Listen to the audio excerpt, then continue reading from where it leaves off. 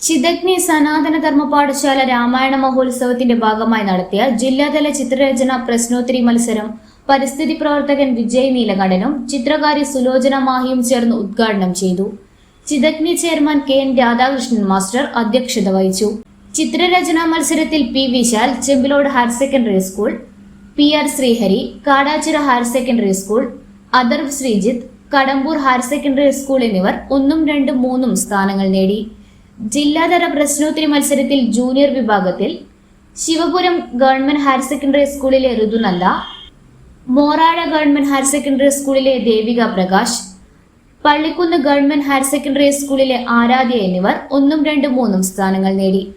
പ്രശ്നോത്തരി senior വിഭാഗ മത്സരത്തിൽ MK Ramya Taliparamba, Muraleedharan Kannadiparamba, Abhiram Kannadiparamba എന്നിവർ 1, 2, 3 സ്ഥാനങ്ങൾ നേടി.